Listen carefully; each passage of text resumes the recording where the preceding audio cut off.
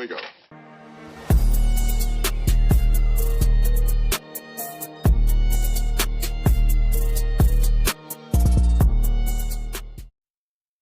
All right, guys, welcome back. Episode 3. On this episode, we have Andy Johnson. Andy is the founder of BSB Fab, based in Milwaukee. Andy started the Phaser Gang. You may know him from that back in 2019 with his buddy Kyle. They started out fabbing and selling steel running boards under the name Bomb Shelter Built, which I guess that's where BSB came from, I'm assuming. And that was the foundation to what we know now as BSB Fab.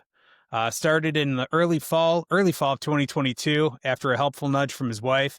BSB Fab now makes bumpers for Skidoo, Lynx, Arctic Cat, and Polaris. Welcome to the show, Andy. Thanks for jumping on with us. Yeah, thank you, buddy. With us, we got Nick McDonald, as usual. Howdy, guys. So we're gonna jump right in. We're gonna talk snowmobiles and all that good stuff. So, Andy, kind of walk us through like how you got into the Phaser Gang. Because I've seen this group. Yeah, so the Phaser Gang thing is really just to have like a cheap beater that you like didn't really care about, you bashed it off trees and stuff like that. And then we really started that page just for fun. And then from there, like I posted a set of running boards, and then actually I had somebody message me wanting to buy them. And that's kind of when I started getting ideas to build a bunch of snowmobile parts. Yeah, it must have been pretty successful. I mean, considering what you built it into. There's actually probably about like 400 Phaser running boards out there. Wow. So like it was pretty substantial. I mean, I don't know if I'm surprised at that or I'm surprised at the fact that there's still 400 running phasers out there. Right? Those things will be around for a long time. I had a 94 phaser that, I bought it for my son to ride around. It was actually a really good sled. I mean, air cooled, they're really hard to kill. So I totally get there's definitely at least 400. So I feel like some of those old ones are starting to become collectible now. Like the guy, when I sold mine and my son upgraded to his Apex, I had a guy come down from Canada that was after that thing, which I couldn't believe it.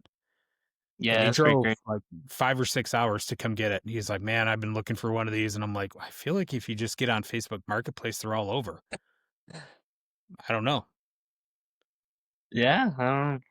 So you didn't think they'd be that hard to find. That was a popular sled. You wouldn't think so.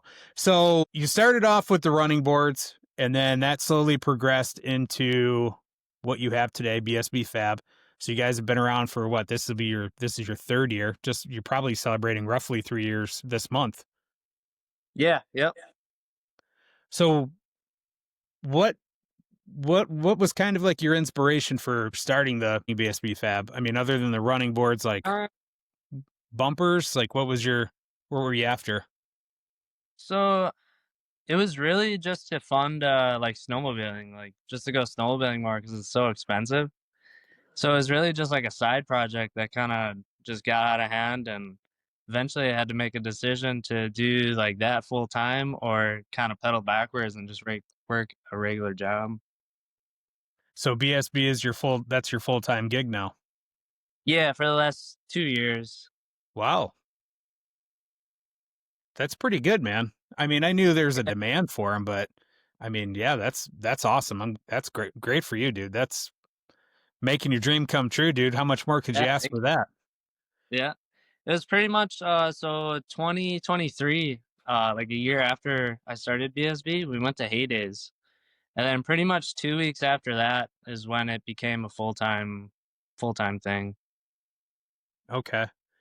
What sled did you like when you started doing the bumpers and mocking them up? Like what was your first one that you did? So it would have actually been an XM. So and then I built that one maybe in like 2020, but it was like a steel bumper, and then I just kind of knew that wouldn't be something that we could really push. So and then I converted the Phaser running boards to only aluminum, so that way I can teach myself how to weld aluminum. Nothing like practicing under fire, Yeah. Yeah. What do they call that? Baptism by fire? Yep. Yeah. You'll learn one way or another. Yep. Yeah, and then same with like all the CAD work. I just kind of just bought the program and just a bunch of YouTube searches on how to figure all that out, which that was Wow. probably the most difficult to figure out. So you design everything yourself, build Yeah, yep. everything. Everything's in house. You have someone else powder coat, I'm assuming, or do you do that too? So we do everything here besides the laser cutting. So like bending tubes, CNC bending tubes, the welding, and then sandblasting and powder coating is all here. And then we just sub out the laser cutting. Gotcha. Cool. Wow. That's very nice to have everything all in one shop there. Yeah, Yeah, it for sure. really. So I started the powder coating because it was taking like weeks to get these parts back. So it was really just something that I had to figure out to because people don't really like that when you take too long to get these parts out. Oh Yep. yeah. Yep. So Yeah. that definitely helped on. Yeah, I've gone through my fair share of powder coaters and trying to find, people that are good as well as reliable and timely. It's tough to find, Yeah, but I finally have a guy that I'm sticking with because, he's even lives downstate now, but I still take my stuff down to him because, yeah, definitely it's hard to find someone that'll keep up on that, especially with the volume that you're going through, I'm sure.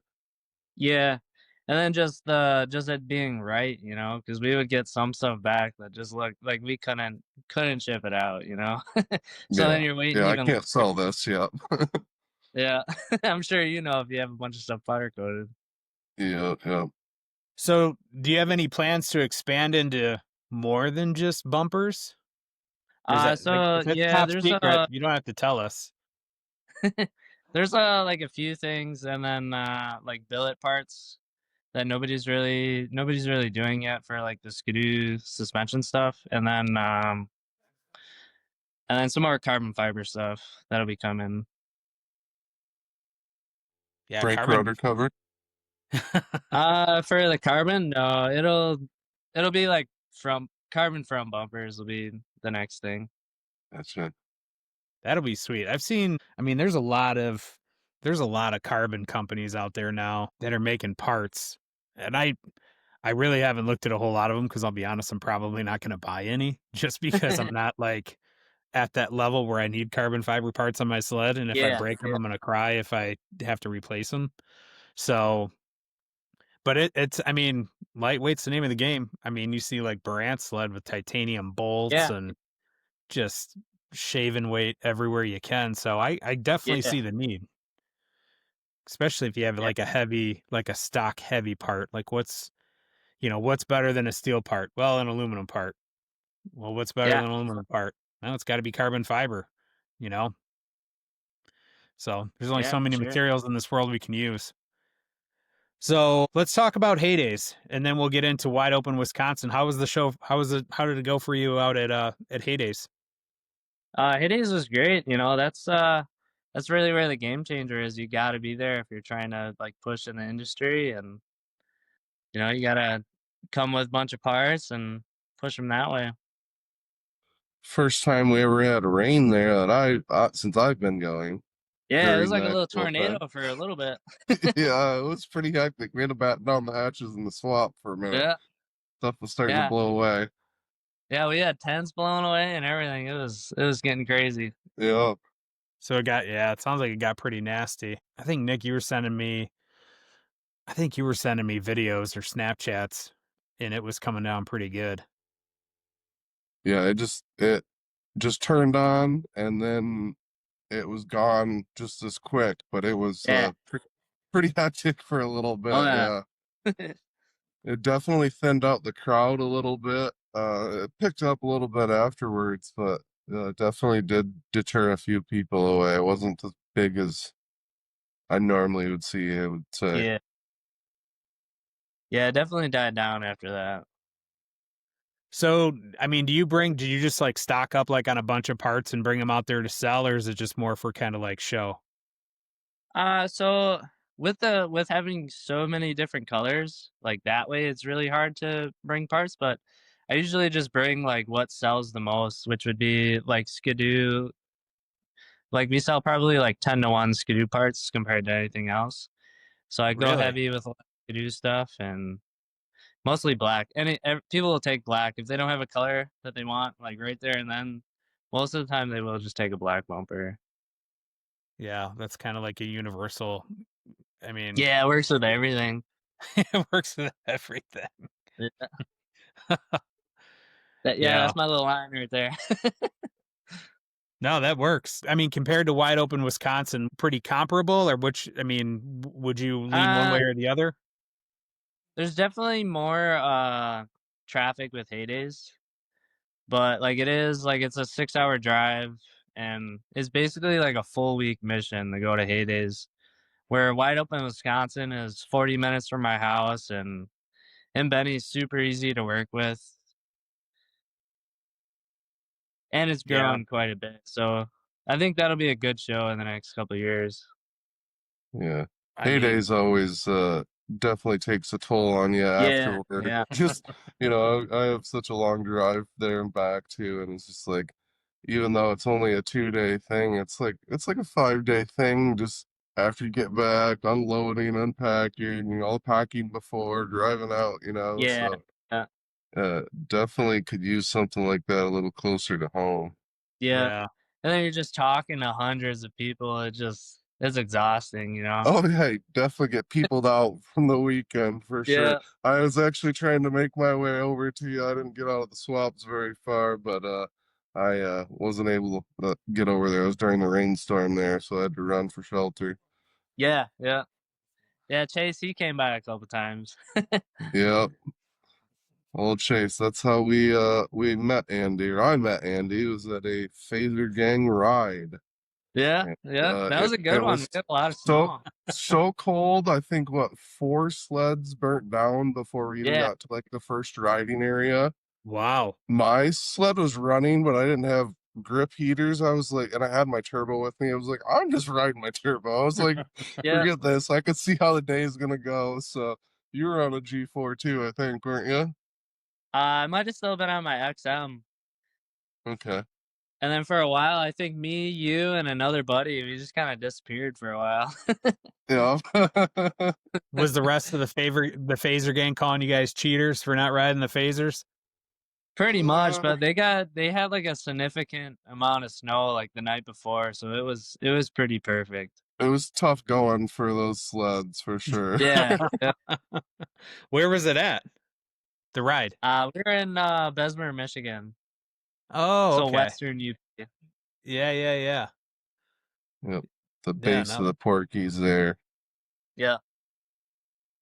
Yeah, no, that's a pretty good area. That's where we try to that's a drive. I mean, for not so much for Oh, probably you or yes, Nick, yeah, but for me, that's like 8.5, 9 hours. That's the equivalent of like me driving down to Tennessee, Mm-hmm.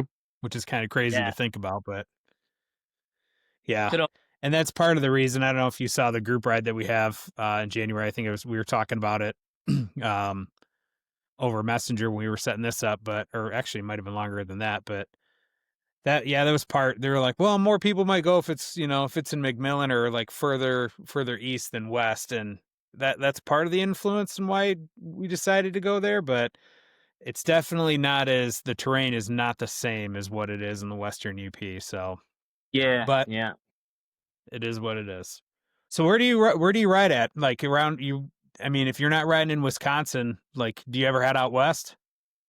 Yeah, usually, so lately I've actually been going to Island Park, but Oh normally I yeah. just go to the Bighorns because it's super close. And then 2 years ago we went to Revelstoke, and if you guys haven't been there, that is definitely highly recommended. Mm-hmm. Yeah, I've not. Someday. It's on my list. Yeah, Mm-hmm. it's such a haul, but it's worth it. Do you do you go ride Centennial and Saratoga like snowies at all? Yeah, I've probably been out there maybe 4 or 5 times. So out there is pretty cool. Yeah, riding the backside of the Saratoga side and encampment, that area. You got Yeah, two yep. two different zones you can ride there. That's a pretty cool area. And Yeah, it's a lot closer than Island Park or Yeah, Cook, that's Cook the one City, bad thing about Island Yep. Park. It's a haul. Yeah, man. Full day of driving for me, maybe Yeah. even more. Oh yeah. Yeah. But No, it's definitely on my list to get out there, and I got a trip planned to Cook City this year, but with all these Ooh. rides and everything else going on, only get so many vacation days a year, so I got to be careful with where I go, and that's, got to leave some great. room for Jeep trips and things like that as well. So, Yeah. circling back to your, to the Fab and all that. Let's talk about that some more. You said that, like, yeah, starting the running boards, and that's kind of what got you into it, and it got you into bumpers and things like that. I mean, is it getting BSB off the ground? Was it as easy as you thought it would be, or would you say it was harder? Or, I mean, what Uh, what did it you was go through? probably like 10 times harder and more work than what I thought it was gonna be. Yeah. But once you started getting into it, it's just past the point of no return, and you just got to keep at it. Yep. Yeah, Yeah. you're kind of committed at that point, right? You're like, well, Yeah. you're invested so much that if you were to, like, pull the plug, you're like, man, I'm gonna lose a lot of money. So it's Yeah. just almost Yeah. it's almost easier just to keep doing it. Yeah. Yeah. Because there was one bad year. It might have been the first year we went to Heydays where like it just stopped snowing everywhere, like out west. It might have been 2 years ago. Yeah. And that year, like pretty much January came, and then it was like really slow after that. And we got lucky with like a few dealer orders out in Canada that just kind of kept everything moving. And then last year, like I think we did like probably triple what we've done before any other year. So last year was like really the game changer. Awesome. Well, and that makes sense too, because look at the amount of snow. That, I mean, Yeah, yeah. Last year was a I really good year. yeah, and I can't speak for the rest of the US. It seems like it was pretty good everywhere, but I know in Michigan we needed it, and Yeah. we talked about that on the last episode of Paul, with how businesses rely on that and they needed it, and it was it was like Mother Nature's stimulus check, I guess you could say. Yeah, yeah. Like, here's a couple feet of snow just to get things Yeah, that going. was much needed. Yeah, and they're predicting the same this year, so we'll see what happens. But man, it would be awesome, because it's good for everybody. It's good for your business, Oh, yeah. everybody's business. It's good for It's everything, good right? for the mental health of our snowmobiling Yes. friends, you Yeah, know? Yeah. Most importantly, mental health. Yes. No, it is Yeah, good for the mental health, for because sure. what else do you do in the wintertime in Michigan? I guess you could ski, Snowmobile. nothing. build an Go ice igloo. fit. Yeah, ice fishing. Ride the snowmobile out to go ice fishing. There you go. Right? Yeah. 2 for 1. Yeah. So, Andy, you said you sell basically 10 times the amount of Ski-Doo parts versus other parts. I'm guessing front bumpers are your biggest sale. Yeah, for sure. Yeah. Dang, Front Ski-Doers can't bumper, keep them front out of the ski. trees. Yeah, yeah. Do you guys do any sort of deal if you break a bumper and rebuy a bumper off you? Do you do anything like that? Yeah, so if they bend it up, then just half off replacement. That's totally fair. That's very Yeah. cool. Yeah. That's a pretty good deal. I mean, I mean, to add insult to injury, like, once you hit a tree, you bend a bumper, what sucks is now I got to go replace that bumper and pay full Yeah, price, where, yeah. I mean, for you getting hit half off, that's a pretty good deal. Yeah. Yeah, Very for sure. cool. Yeah. And then from what I've seen, because then I like to see like pictures. Like that's part of the like to get the half off, you got to send in pictures. And so far, none of the bumpers that have bent, like even with the crazy stories, like none of them have actually like smashed in the exhaust. So you could really just straighten it out and keep riding throughout the weekend. So that's Yep. kind of like the main purpose. Yeah. Save everything behind it. Yeah, yeah. Have you seen one yet where the bumper, like, withstood the impact, but the components that hold the bumper did not?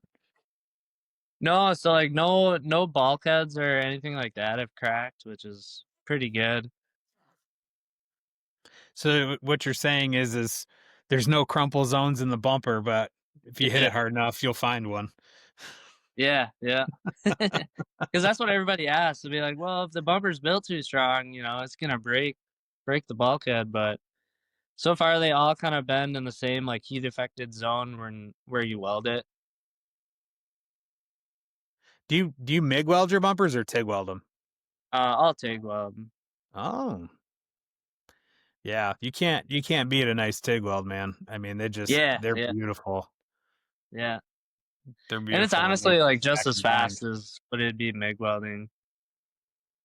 Yeah, no, that makes sense. Do you hand weld And every you single you one? have jigs that are all set up holding it and everything, right? So Yeah, Yeah, so you have to. like all the jigs and stuff, like they're all like bulletproof. Like you're not off on a bumper, just the way that they all clamp in and the way they sit in there. So it makes it yeah. really easy. And then right now, like if you have like all the tubes prepped ready to go for welding, right now it's down to like 7 minutes per bumper, like with welding, and then pop them out of the fixture. Full weld out in 7 minutes. Yeah, yeah, full bumper and about seven That's minutes. that's not bad time. Yeah, so they cruise. So right now we're doing maybe like 40 bumpers a day, like with sandblast and powder coat, Dang, just man. to start Is getting it just like a bunch you? of stock. So it's me, and then this year my buddy Carson, he came on full time, so he's gonna be doing all the sandblasting, and I taught him how to powder coat, and then me, I just want to weld. Look at you, man. That's awesome. Yeah, yeah, it's been and then hiring him full time, that was giving me a lot of anxiety for a couple weeks, but it's been pretty smooth. Yeah, no, I could Just leading totally. into it, like, he was like, "Alright, I'm putting my 2 weeks in," and I'm like, "Cool." But in the back of my head, I'm like, "Oh my god, this is it," you know? Yeah, there's no turning Big back step, now. but Yeah, yeah, it's worth it though. yeah. So, um, I mean, what did you want to be when you grew up? I mean, did you always want to make snowmobile Uh, parts? I mean, what did you want to do? so, in high school, actually, I wanted to be a welder, so I was, like, dead set on being a welder, and then when I was 18, I got into a shop as a janitor, but I was, like, maybe 2 months in, and I was like, "Hey, like, I wanna weld," you know? That's the main reason why I applied here. And then he was kinda like, "Well, I need a janitor," so he, like, brushed me off for a couple weeks. And then eventually he was like, "Well, I don't wanna hold you back, so I guess we'll figure something out." So then I just started MIG welding, and I was building, like, massive rock crushers for, like, mining and stuff like that. Oh, really? Yeah, yeah. That's pretty Big interesting. heavy fab stuff. Yeah, that stuff was maybe, like, 100,000 pounds per part, like, it was all massive. Wow. And then So, big, like, 1 welds and stuff like that. so you knew how to weld obviously before you started in that position. Yeah, yep. Did they like offer was it like a vocational class at school or something? No, so I just took, like, the high school, like, Oh, metals like metal class. shop? Yeah. Yeah, so that's kinda how I learned how to weld, and I was like, "Oh, this is pretty cool," and Yeah. Enough can't be said about those programs because I did the same thing. I took welding all 4 years in high school. yeah, And I mean, like machine shop and all these other things. I mean, there's a lot of my buddies went through it and they still use all that stuff today. And I know a lot of people do. A lot of people still oh, use that. So it's wild, man. Like why, trades are so important.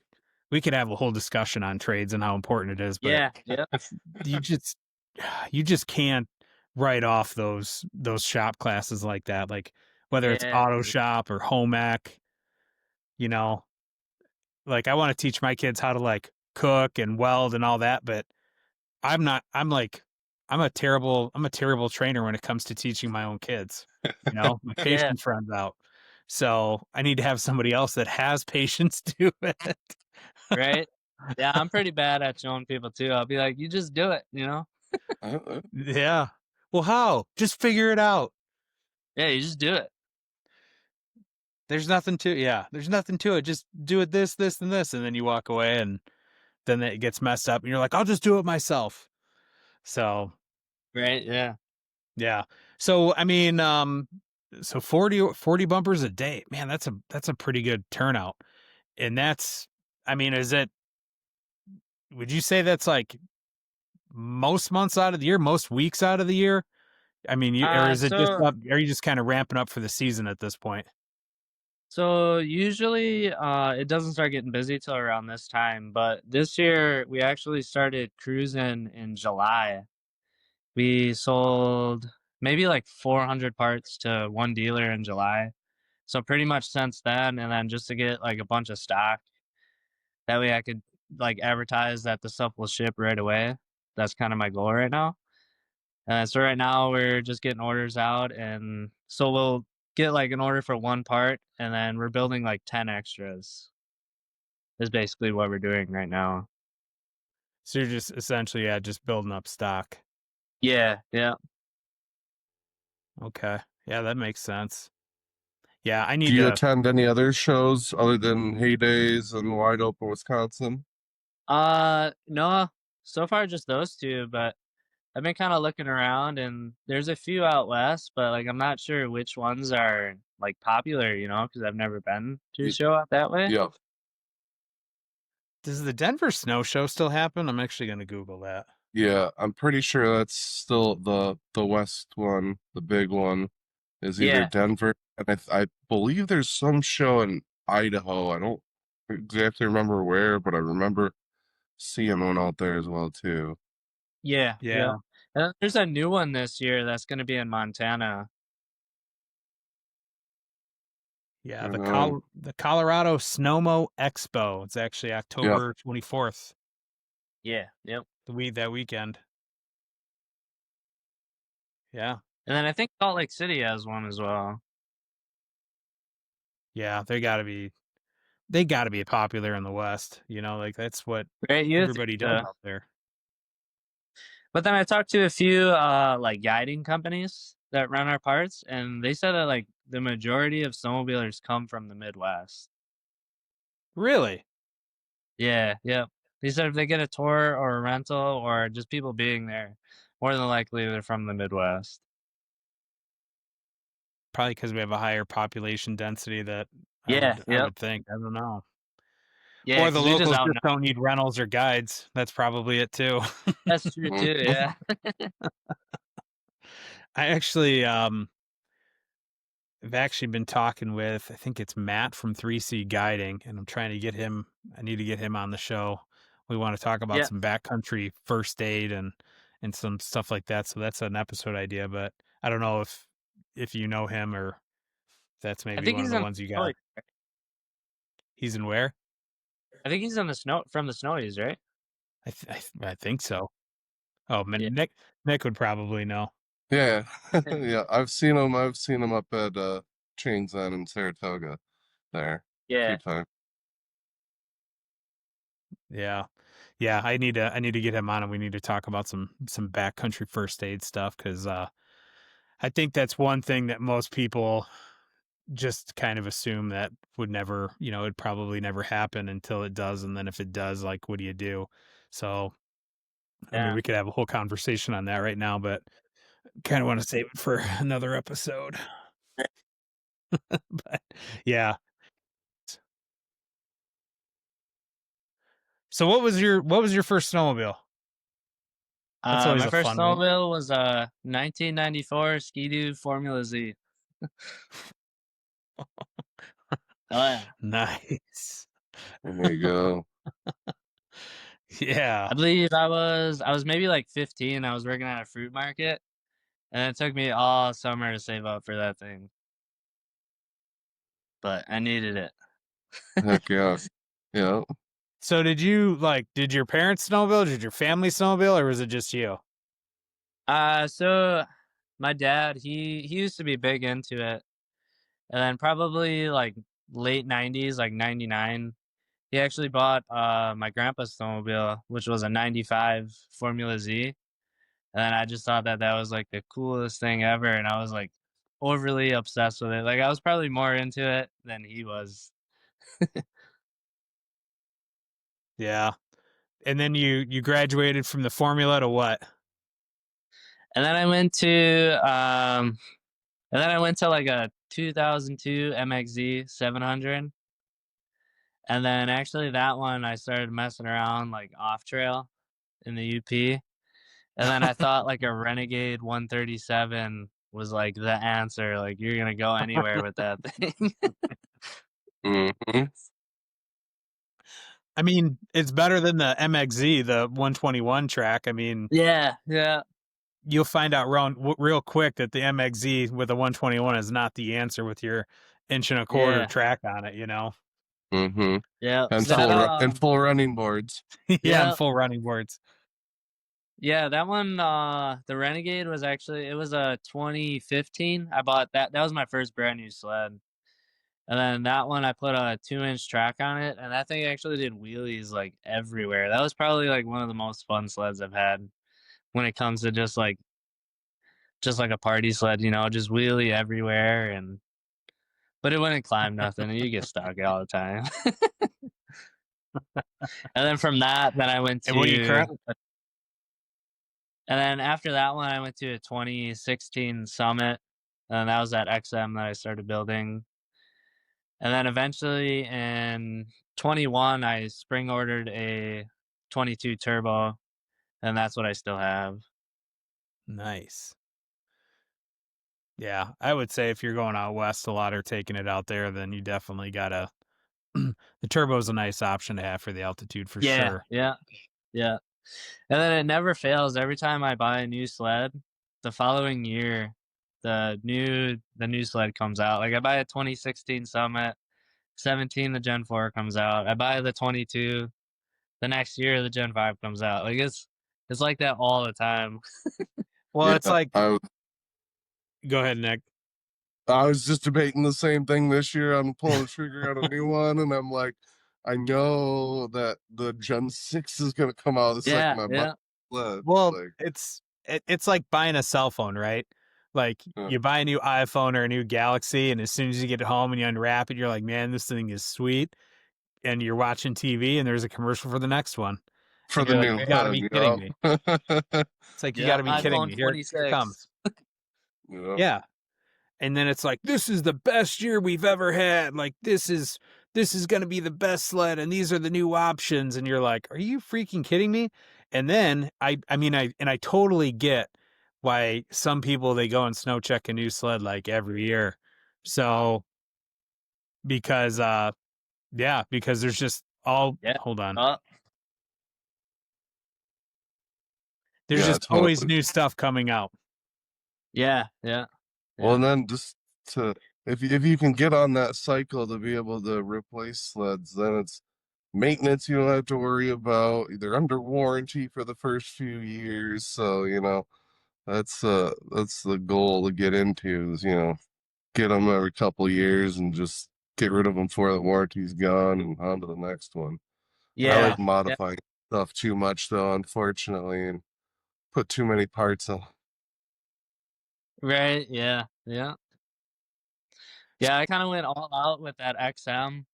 Like, I pretty much did every, like, suspension, all Fox suspension, and then I had the Tom's E-motion kit, and Yep, that one torsion I kinda delete. Yep. go overboard. Do you still have that sled or did you get rid I of it? do, I still have that one, just because that Uh, one was, like, the first sled that I took out west, and then yep. once I went out west for that first trip, like, it was over, you know? Yeah, yeah, they I was need a pretty much hooked. turbo for sure. Yeah. So as far as like, I mean, do you have any pro guys running your stuff yet? I was kind of wondering Uh, if you do or not. yeah, there's a couple, like, the Sled Wild guys, they were pretty good. And then AJ Stevens, I don't know if you guys seen him, but that dude's a ripper. And then a bunch of like ambassadors, which those dudes sell parts, like they'll get into the Facebook comments on which parts they're on, and a lot of the ambassador stuff too, they just started as customers and they just wanted to help out really. So those Yeah. dudes are pretty cool. Heck yeah. No, that's good. I mean, that's a good way to is to have someone out there, showing your product and repping it and Yeah, yeah. getting it out to the world. Yeah, yeah. And then these days when a new sled comes out, it's way easier to convince somebody to let me borrow it. Where in the beginning, people were like when the Gen 5 came out, this dude, he was like, "I guess you can borrow it, but like, can I have like a copy of your ID? Because like this is really weird, Like I've never really heard of your brand, and you're coming here to borrow a sled that I just paid 20 something $1,000 for, and I've had it for 2 days." So like that part was really interesting, was borrowing all those sleds from people. Yep. How Yeah. long does it take you to like mock up a design and process like when you have a sled in the shop? So like for like a front bumper, it's like maybe it's like a 2-week process. Okay. Oh Draw wow. it all up. Yeah, the front bumpers are the worst. Like I hope the Because Gen you're 6 has the same because it's a lot of work. because you're But building them and test fitting them on the sled while it's there, basically. yeah, so like I'll pretty much take the factory bumper, then I'll get the geometry from that, and then I build a bumper on the computer. And then from the computer, I build like fixtures around it. And then you're building this fixture in the hopes that it fits. And sometimes they'll need a little bit of adjustments and stuff like that. And then mainly getting like those laser pieces for the fixtures and stuff. That's why it's such a long process. Where the rear Gotcha. bumpers, that's like a couple hours, you'll have something ready. Yep. Yeah, it Not makes sense. much changing in the rear end wise, other Yeah, than yeah, the tunnel itself yeah, and where the yeah. boards go. Yep. Yeah, because the rear is just really just a 2D surface where the front is everything. Yeah, no, that makes sense. Make some A arms. That'd be pretty cool. Yeah, yeah. And then for the Polaris, the front torque arms, those are actually bending, so that's something that's going to be coming out in like the next couple weeks is like a chromoly You're version. so you were saying you were talking about the Polaris. So the front torque arms, they're like cracking around the welds because they're all just robot welded. And then the version that we have coming out is like a TIG welded chromoly version of the front torque arm. Eh. There's also Polaris also has that arm, that rod that goes behind the skid shock that bends Yeah, I've too. seen I those don't know if you've ones. seen Those ones those. are bending as well. Yeah.